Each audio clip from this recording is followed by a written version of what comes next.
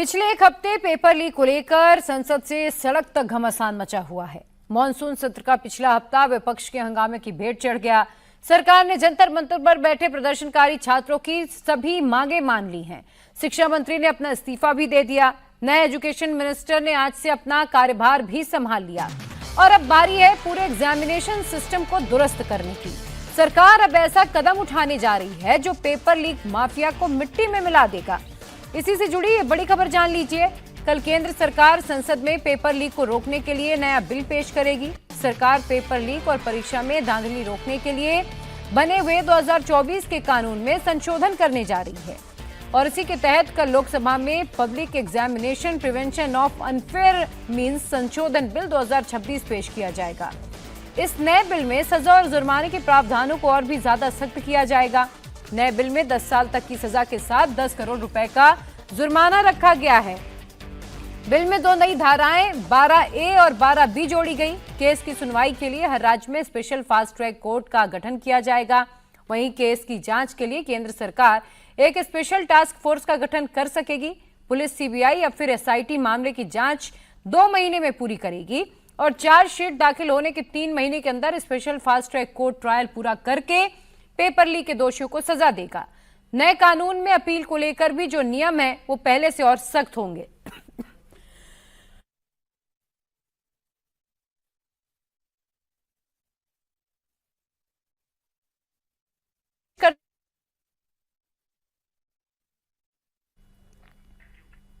कल सरकार जो बिल लोकसभा में पेश करने वाली है 2024 के एंटी पेपर लीक कानून से ये बिल कितना अलग है, बिल के किस पन्ने में क्या लिखा है, किस सेक्शन में क्या कहा गया है, किस मामले में कितनी सजा और कितना जुर्माना लगाया जाएगा, आगे इसमें और क्या प्रावधान है एंटी पेपर लीक बिल का पूरा ABCD अब मैं आपको विस्तार से समझाऊंगी। दरअसल 2024 में कानून बना लेकिन अब सरकार ने उस पर संशोधन करने का मन बनाया और शुक्रवार को कैबिनेट से इसे मंजूरी मिल गई है। तो अब क्या होगा? अकेला दोषी जेल और जुर्माना दोनों लगेगा। पहले क्या हुआ करता था, 3 से 5 साल तक की ही सजा होती थी और 10 लाख तक का ही जुर्माना लगता था। लेकिन अब क्या बदल जाएगा इस कानून के बाद?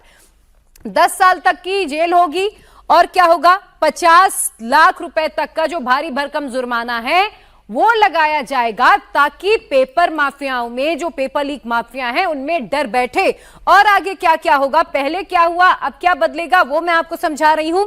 सर्विस प्रोवाइडर पाबंदी पहले 4 साल और अब जो पाबंदी भी लगेगी जुर्माना भी लगेगा। पहले क्या हुआ करता था, सिर्फ 4 साल की पाबंदी रहती थी लेकिन अब वो बढ़ गई है, अब वो हो जाएगी 8 साल, यानी कि 4 साल और बढ़ा दिया गया है। पहले क्या होता था, जुर्माना कितना था, 1 करोड़ और अब जो है वो जुर्माने की जो राशि है उसे बढ़ाकर 5 करोड़ रुपए तक कर दिया गया है। मिली भगत करने वाला अधिकारी अगर पकड़ा जाता है तब क्या होगा, जेल तो होगी ही। पहले क्या हुआ करता था, 3 से 10 साल की जेल थी लेकिन अब इसे बढ़ाकर 5 से 10 साल तक कर दिया गया। पहले जुर्माना उसे कितना भरना पड़ता था, 1 करोड़, लेकिन अब अगर कोई भी अधिकारी जो मिली भगत करता है उसे 5 करोड़ रुपए तक का जुर्माना भरना पड़ेगा।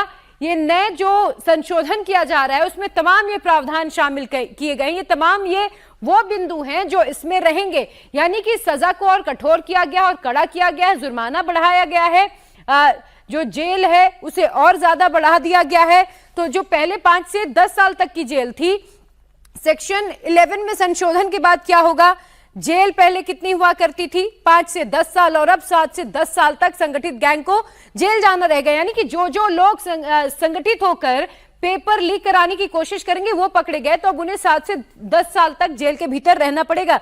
जुर्माना पहले 1 करोड़ रुपए लगा करता था लेकिन अब 10 करोड़ रुपए का भारी भरकम जुर्माना लगा दिया गया है। तो ये तमाम वो बिंदु हैं जो अब बदल जाएंगे। अब सेक्शन 12 में संशोधन क्या हुआ है ये भी जान लीजिए।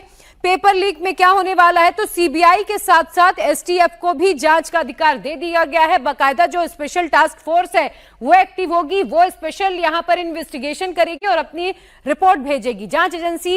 इसके अलावा अगर केंद्र सरकार एसटीएफ बनाएगी तो वही जांच कर सकती है, यानी कि अब जो जांच है उसके लिए बकायदा एसटीएफ का गठन भी हो सकेगा और सीबीआई के पास ये अधिकार रहेगा। जांच 2 महीने में पूरी भी करनी होगी, 2 महीने में अपनी फाइनल रिपोर्ट देनी होगी।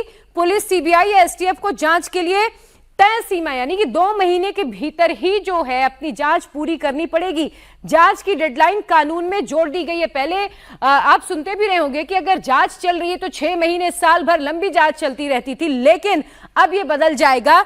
2 महीने में जांच भी पूरी करनी होगी, अपनी फाइनल रिपोर्ट देनी होगी और ये पूरा मामला फिर जाएगा फास्ट ट्रैक कोर्ट में, जहां 90 दिनों के भीतर यानी कि 3 महीने में सुनवाई पूरी करना जरूरी होगा। तो तमाम ये जो नए बिंदु हैं वो जोड़े गए हैं।